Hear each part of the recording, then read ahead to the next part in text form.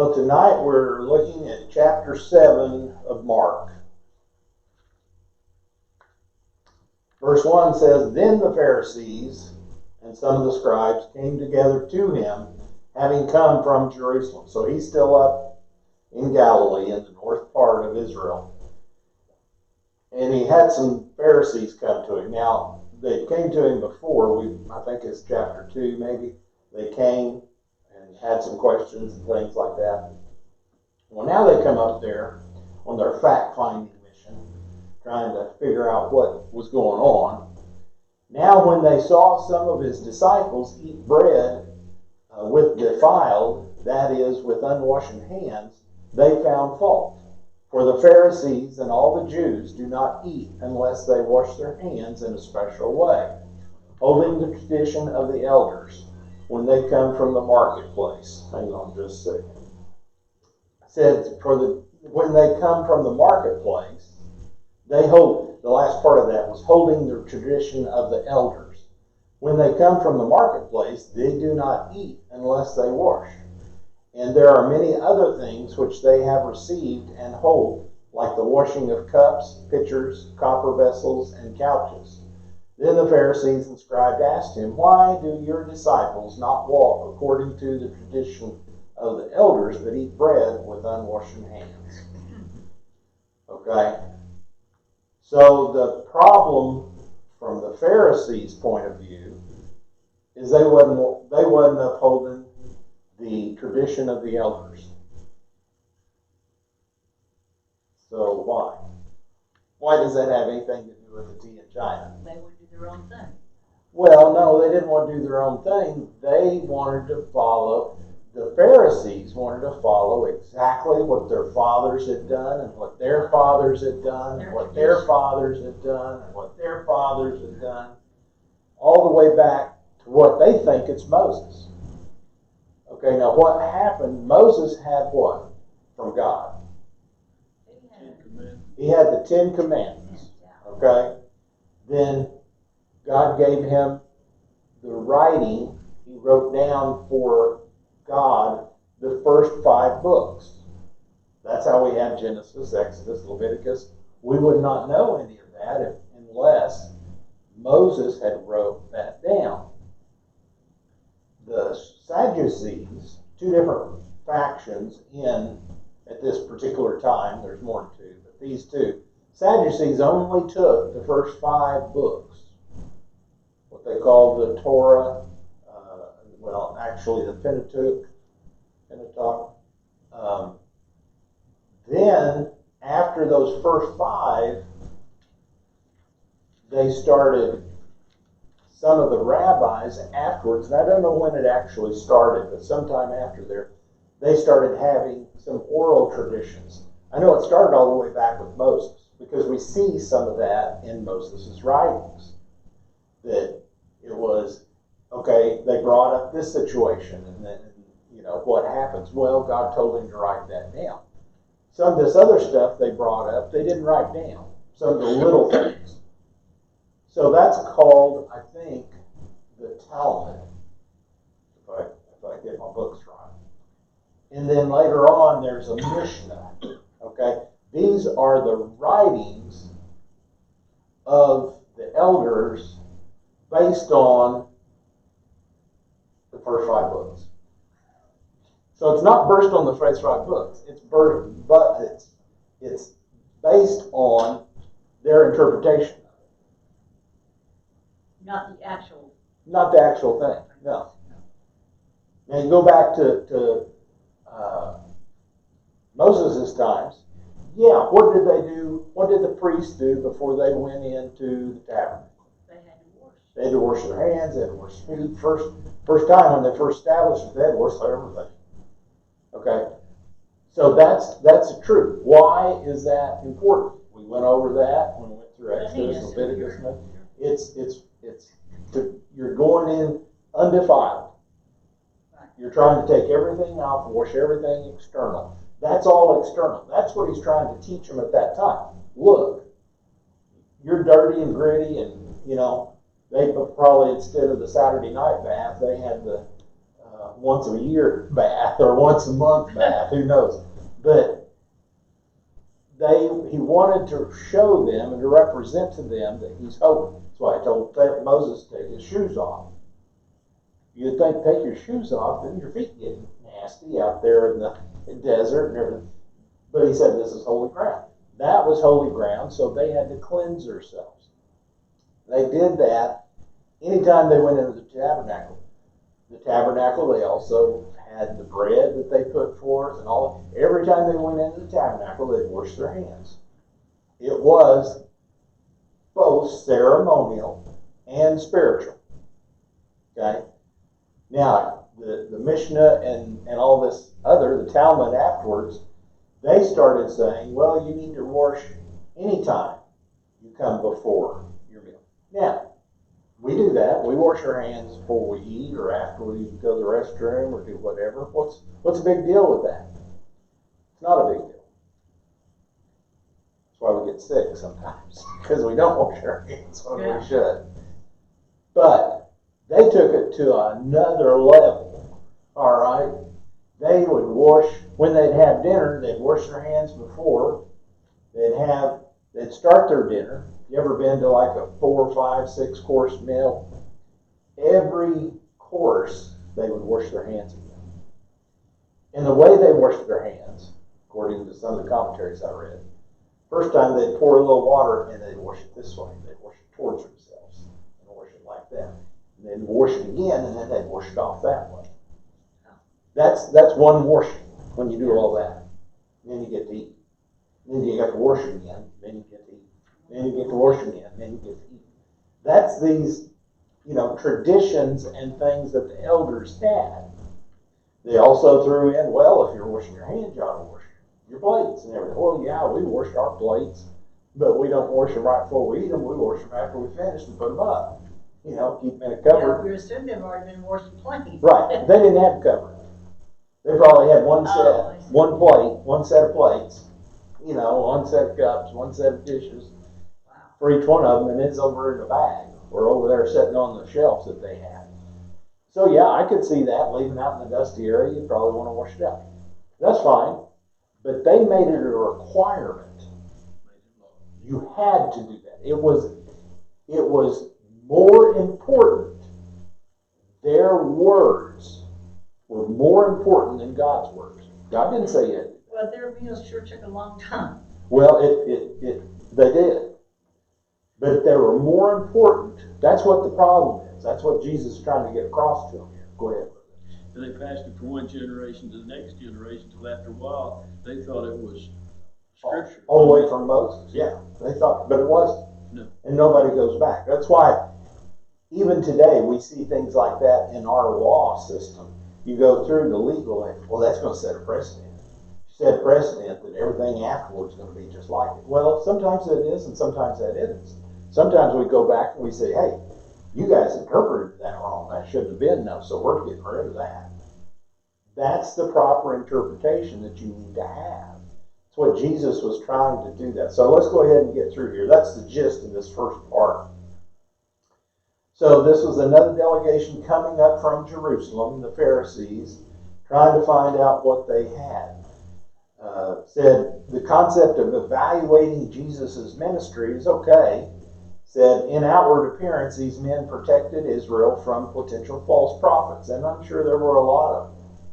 But the way they actually evaluated Jesus was wrong. First, they'd already made up their mind. Second, they didn't evaluate Jesus against God's word.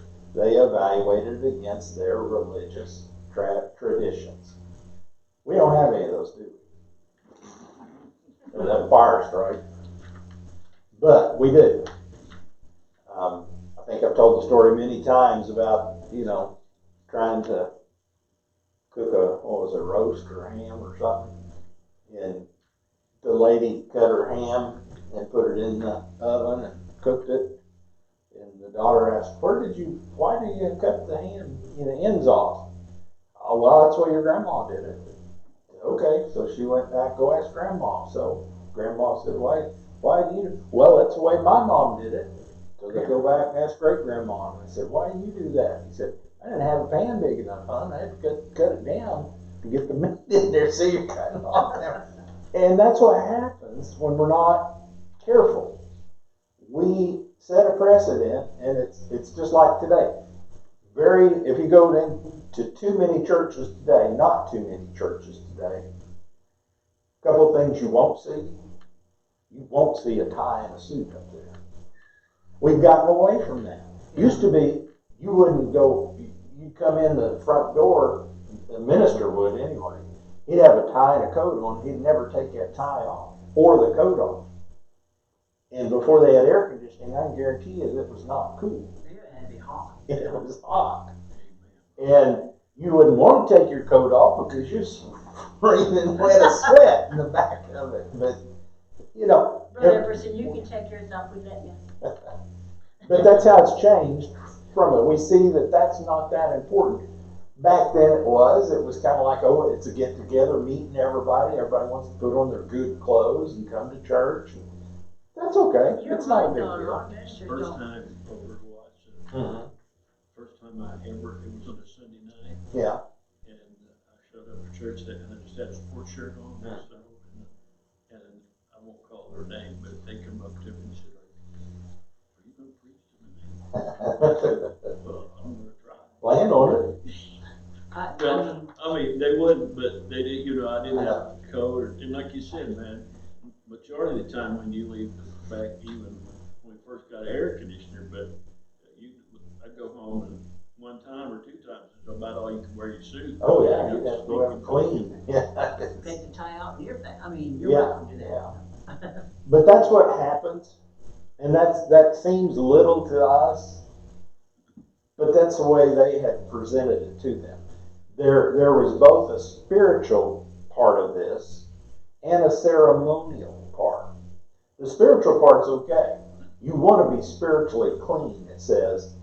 I said you would have to first wash your hands to make them clean and then perform the ritual to make them spiritually clean. That's the ritual they had. Well, in ours, the spiritual clean is you come with a clean heart. Of course. That's what Jesus did for us. Okay? We couldn't do anything like this ourselves. The biblical mandate that the priests had to wash their hands and feet prior to entering the tabernacle is back in Exodus 30 and chapter 30 and 40. It provided the foundation for this widespread practice of ritual washings in Judaism. So we don't, like I said, it goes down through here. And these are some of the things that just puzzled me. These two, Rabbi Eleazar said, "He who expounds the scriptures in opposition to the tradition has no share in the world to come." That's crazy. He's saying that their traditions are more important. The Mishnah, a collection of Jewish traditions in the Talmud, okay, I got both of them right, I don't know which one's which, records it is a greater offense to teach anything contrary to the voice of the rabbis than to contradict Scripture itself. Wow. That's crazy.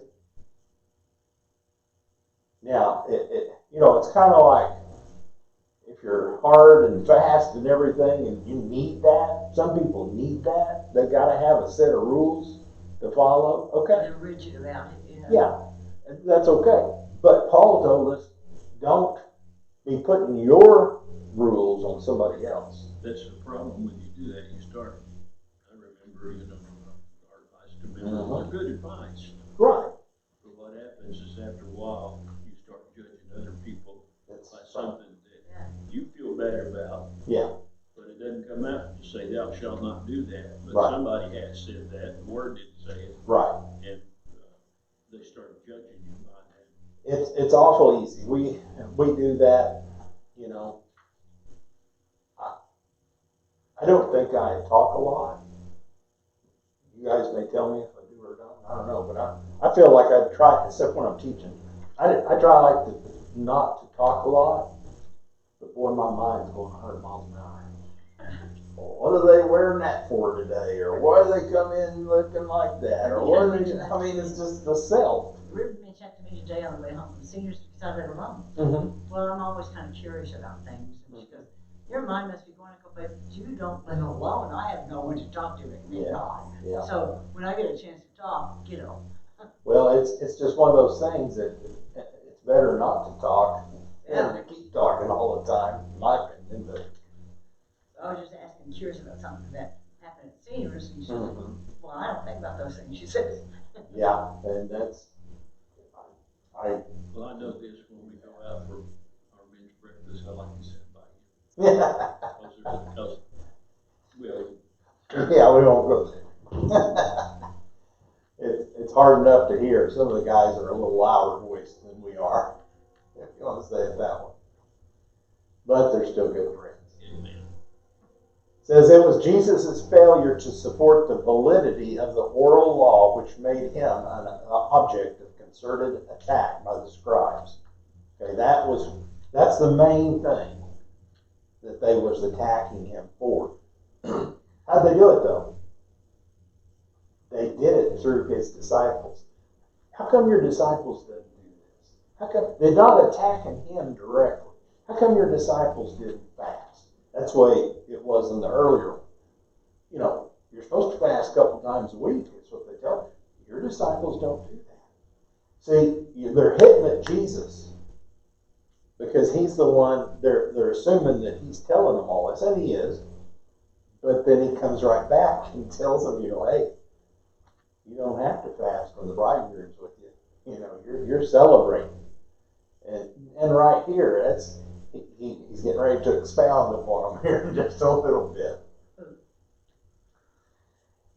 Said a really strict Jew would not do this only before the meal, but also between each course. The rabbis were deadly serious about this. They said that the bread eaten with unwashed hands was no better than excrement. Okay. One rabbi who once failed to perform the ritual washing was excommunicated. Okay? Let that think in. That's right.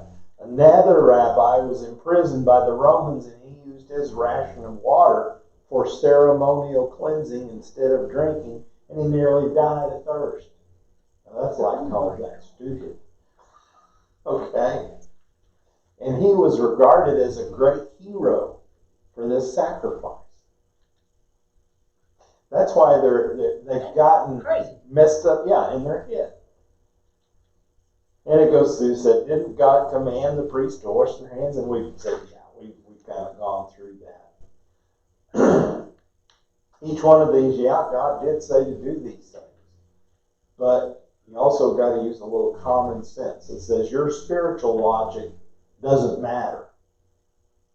Okay? We can say yes to all those questions. Shouldn't we do this? Shouldn't we do that? But if in the end you have a word of man, a tradition of man, a ritual of man that has the same weight as the word of God, you're wrong.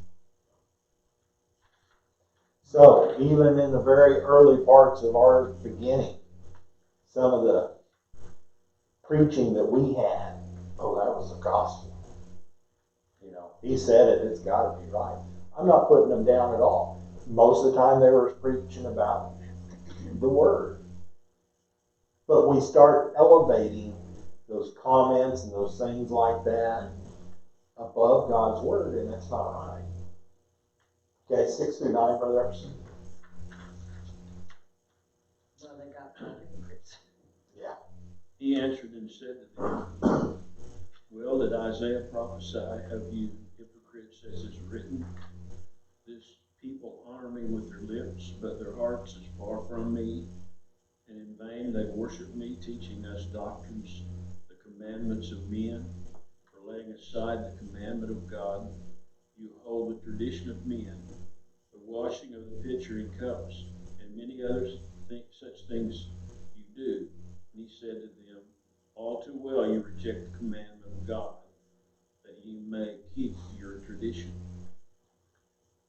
Pretty harsh, but it is right. Yeah.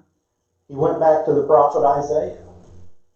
So that's not really in his time frame. I'd have to look. Isaiah was what, 500-600 years before Christ.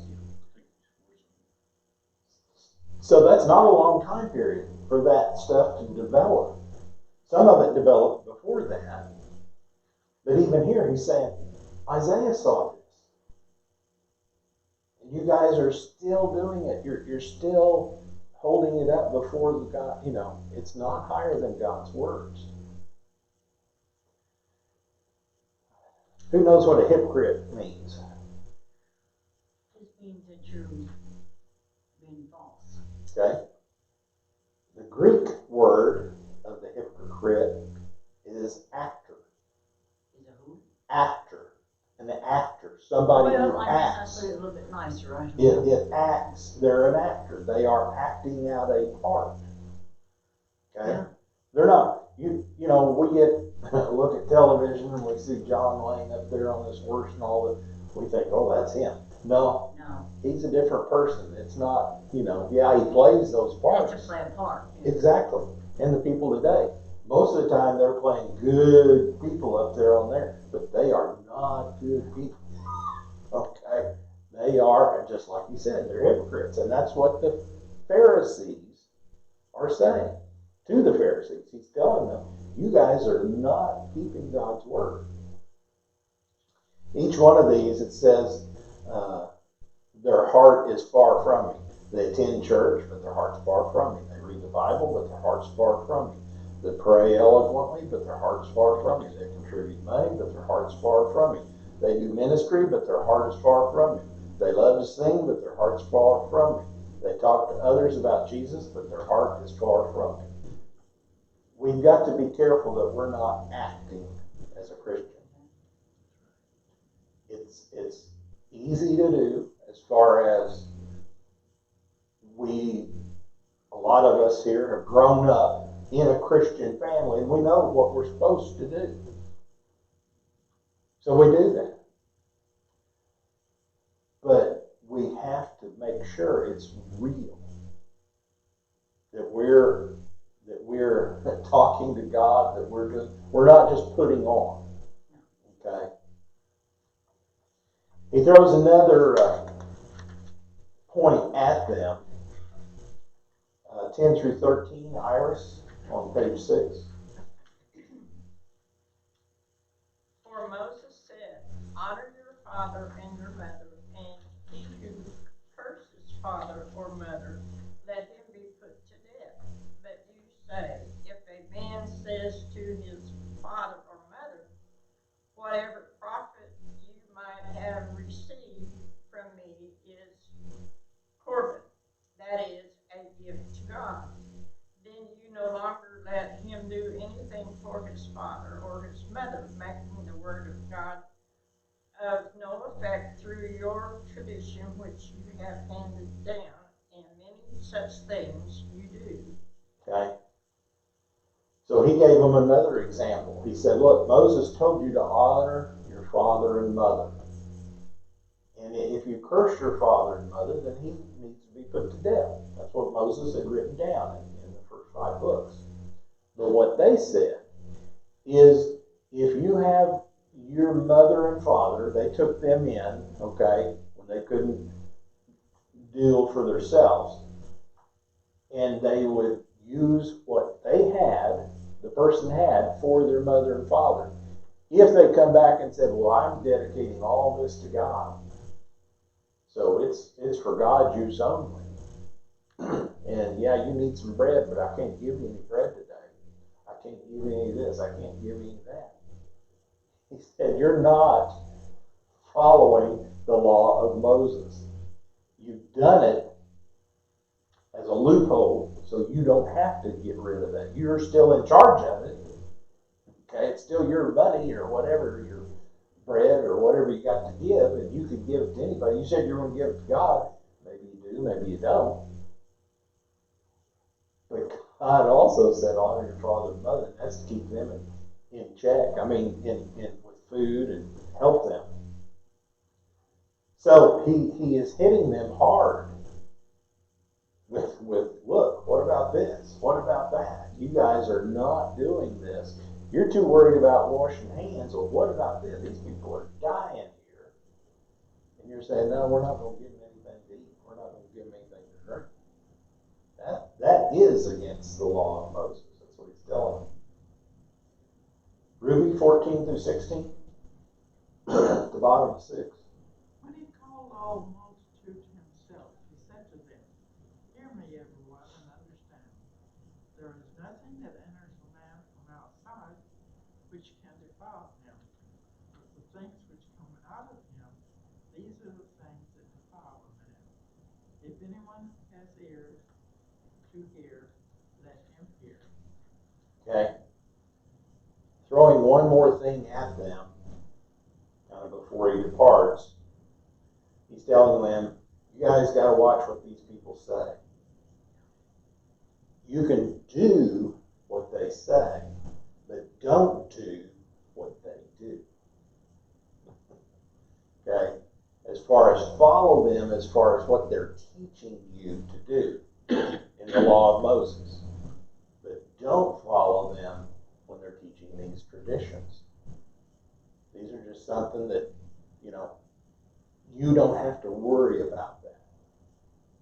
And the way he does it, it says, if you eat something, and he'll explain that in the next one, if you take whatever on the outside, it doesn't defile you. So if you've got dirt on your hands, they say one of the things that the kids get sick more today is we keep them too clean. The babies clean when they come up. They're in the house, we're washing them, keep them clean. Said, yeah, let them go out and play. They get dirty, they eat them mud pies and all this stuff. They get the germs and the microbes from the dirt, and that helps build their immunity system. I'm not saying we'll do that, but that's what we used to do, I guarantee you. We'd have mud fights and everything. You'd get hit and get in your mouth and you'd have to splutter all of it. We'd go swim in old ponds that was muddy and nasty and snaky and everything else. Yeah. There's just, it's one of those things that we have to be careful. What's outside of our body is not going to bother us, not going to defile us. It's what's inside the body. Okay? The things that come out from inside our body, that's what's going to defile us. Yeah. 17 through 23. Bertha? When he had entered a house away from the crowd, his disciples asked him concerning the parable. So he said to them, Are you thus without understanding also? Do you not perceive that whatever enters a man from the outside cannot defile him? Because if it does not enter his heart, but his stomach, and is eliminated, thus purifying all foods. And he said, what comes out of a man that defiles a man? For from within, out of the heart of a man, proceeds evil thoughts, adulteries, fornication, murder, thefts, courtesy, I can pronounce it eventually, courtesy, through adultery, lawlessness, and evil eye, blasphemy and pride, foolishness, all these evil things come within and defile a man. If you eat something that's not good for you, I can guarantee you it's going to come up. Oh, yeah. It's not going to stay down there too long. Because sometimes but that's what it's getting rid of. We can eat, all the different things. And that's it's a precursor even, what Jesus is teaching right here, to what Peter found out later on in his life, that everything is clean according to God. God gave them the very first clean and unclean. That was for their protection at that particular time, so they wouldn't get the parasites and things like that. But Peter, and God told Peter, had all kinds of unclean animals there on that sheet. He said, I never ate anything unclean. That's a precursor to this. It's saying that all these that enter into it's going to be good. It's good for you, what God tells you. But the problem is, because of all the way back in the very beginning, Satan entered into Eve's heart to want to challenge God. And from that, Adam followed Eve. And from that on there, all these evil things come out of the heart of men. Each one of them. There's 10, 12, I don't know how many there are. But each one of them, that's what comes out of it, because we've got to be careful. Now, we do the same thing, like I said earlier, some people need curbs on a road to stay on the road. They hit it and they know, oh, I hit that curb, I better get over a little bit. If you're out in the county, you're going to be in a ditch because there aren't no curbs. You know, the bar ditch is there. But that's what we need rules for that. But then once we get on our own, we can kind of sway back and forth. We know what God is trying to teach us. Sometimes we get off the road a little bit, and then He brings us back in. Says Barclay says every outward act of sin is preceded by an inward act of choice. Therefore, Jesus begins with the evil thought from which the evil action comes. Charles Spurgeon says the source from these rivers of pollution, talking about those 13, list of 13, is what he says. Pollution proceed as the natural heart of man. Sin is not a splash of mud upon a man's exterior. It is filth generated within himself. Okay. He also says, I sicken as I think how man has plagued his fellow men by his sins. But I will not go through the list, nor need I. The devil has preached upon this text this week, and few have been able to escape the horrible exposition. Well, that's rough. I need to been that crude. Just listen to that message. Okay, so we kind of finish this portion of it, and Matthew goes along with this also. This is a very similar thing that Matthew, but he had some other things that was thrown in there. Doesn't really, it's not a lot of difference, but he sees it a little differently. But here we go on to the next part. 2 examples of healing from Jesus.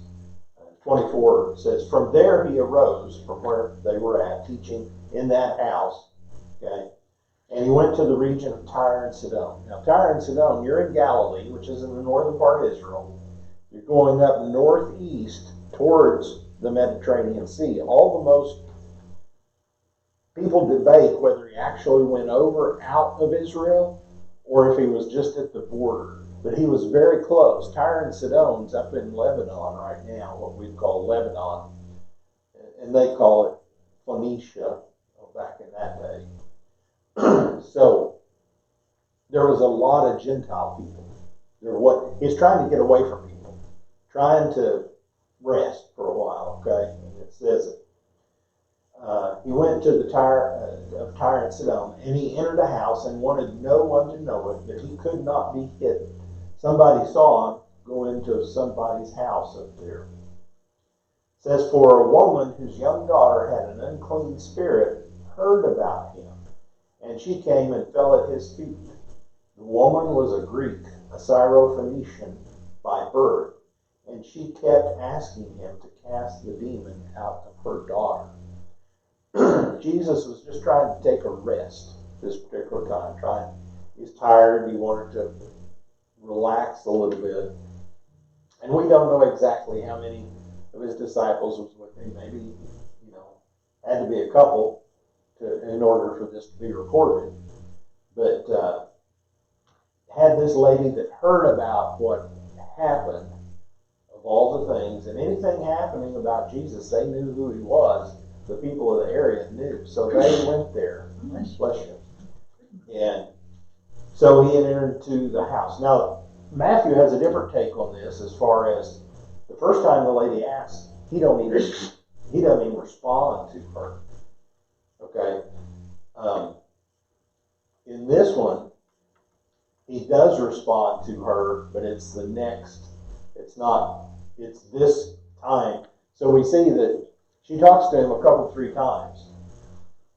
And here, Jesus talks to her and tells her what it is. Now, he came again to try to tell them, these are the Gentiles, and he wasn't going to do that many things up there according to what they think. He was up there to rest. He wasn't going to heal people. He wasn't going to do anything. But He was not, he couldn't let this go by. So, Brother Epperson, 27 through 30.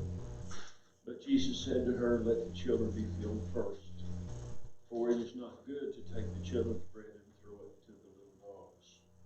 And she answered and said to him, yes, Lord, yet even the little dogs under the table eat from the children's crumbs. Then he said to her, for this saying, go your way, the demon has gone out of your daughter. And when she had come to her house, she found the demon gone and her daughter lying on the bed. Okay. So it makes a point. Matthew says she was a Canaanite. Here she's called a Syrophoenician, a Greek, a Gentile. And Jesus is basically telling her, I didn't come for you. Okay? I came to teach to the Jewish people and teach them first. But she came right back at him and said, look, I understand that. But even, and he called her the little dogs. In that time, dogs was a word that they used for the Gentile people. They were not to be associated with them. They were unclean. They were, he was talking with some of the people that was Gentiles, and that's why the scribes and the Pharisees didn't want him, again, asking him about that. But so he tried to gently tell her, I came to feed my people. I came to feed these. I didn't come to feed the little dogs. They call them little dogs. They kind of softened it a little bit. But she again came back at him and said, yeah, but even the little dogs get to eat what's fell off the table. And because of that, he saw that faith in her, that she wasn't going to give up. So here again, it's that faith. And he said, because of that, you can go home. The demon's gone out of your life. He didn't even have to be there for it to be cast out. Don't you think, as we read this, I thought, man, he is something else. He worded it in such a way that she had to have, he wasn't turning her down, he was testing her to a certain extent. Right. In other words, it's just, and she had the faith. And his disciples, just a little while later, didn't understand this parable, Yeah, right. And these guys, they have latched onto it. And that just goes to show you the Jewish people was so entrenched in their traditions and in the things that they saw. This little lady was. She's like, my daughter needs help. I know you can help her, just like the centurion. I know you can help her. Well, just like the lady with the issue of blood. Mm-hmm. Like just touch. And he tells you stories, he puts them in the Word so that it can build our faith in our.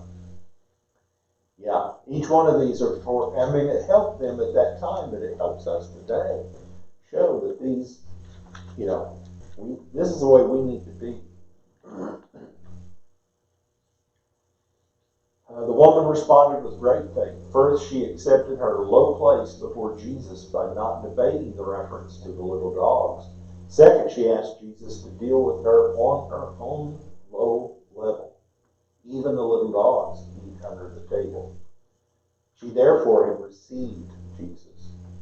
We need to see the power of coming to God as we are and letting Him make true His promises to those weak and unclean. If the woman had responded, why are you calling me a dog? She would not have received Jesus. And we do that today. If somebody offends us, as soon as we back off. We don't.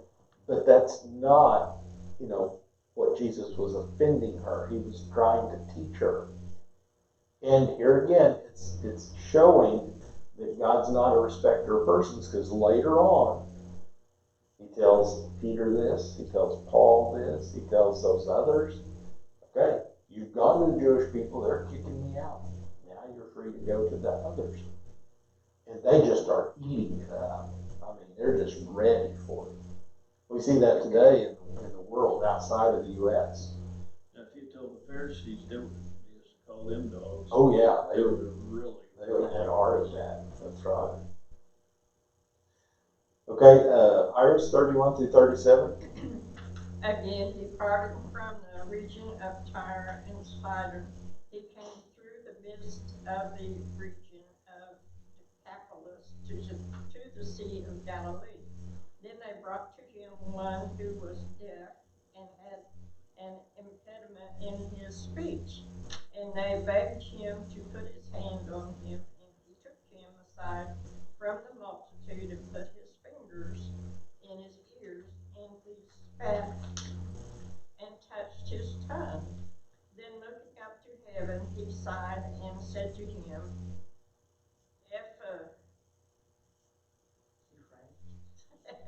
Ephphatha, something like that. That is, be opened. Immediately his ears were opened, and the impediment of his tongue was loosed, and he spoke plainly. Then he commanded them that they should tell no one. But the more he commanded them, the more widely they proclaimed it.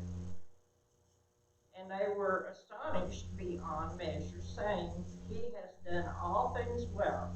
He makes both the deaf to hear and the mute to speak. Okay. So this guy, it appears that we don't know if he was born deaf or not. Probably not, they're leaning towards, because it said he had a speech impediment. Okay, a lot of times our speech pattern is based on what we're hearing. Our little daughter, and I know even Daniel kind of suffered through this, didn't suffer, but it's just a learning process. When they're young, they can't say their R's very much. R's, all these things.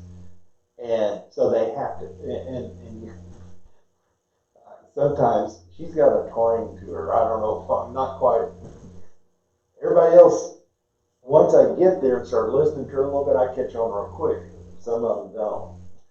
And she'll get a little frustrated and say, or, can't you understand plain English? It's kind of like what she's saying. The little ones go. That's right. But it said he had a speech impediment. Well, that may have been what happened, because he may have been hearing and then he lost his hearing, and you don't know if you're saying it right. You don't, because you can't hear yourself. Even though we're talking now, I can put my fingers in my ears and I still hear my talking through because of the sound going through those bones. Something in his bones.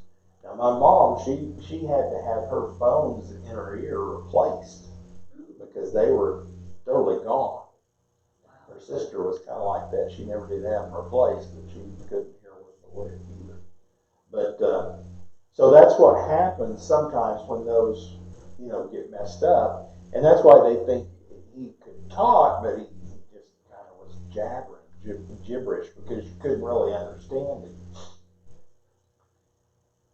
And he took him aside. His friends here again. He wasn't looking one. He came down from the east. The west. He's over the west, close to the Mediterranean Sea. And he came down and came around, kind of what we think around the north side of the Sea of Galilee.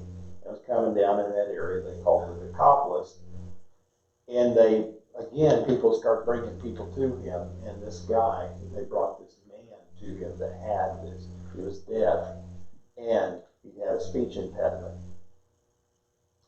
So he did something different. Every time he healed somebody with his hearing, he seemed to do them different. Or blindness, he didn't do any of them the same way. Well, next time somebody comes up to pray, I'll spit on them. Spit on your hand. Okay, let's go. Especially touching your tongue, and you go, okay, open up. I want to heal that tongue. You're not going to get too much response from that. Ew, yeah, no. But my mind goes back when the one that's supposed to dip in Jordan. And he said, man, if I told you to do something great, you wouldn't have any You would problem. do it in a doing minute. that. But if you really want healed, man, the faith goes to faith. So he did all this. Okay, stuck his fingers in his ears. And then he spit. I don't know if he spit on his hands or spit on the ground, doesn't say. But then he touched his tongue. Nothing happened yet. So then he looked up to heaven and he sighed. Why do you think he sighed?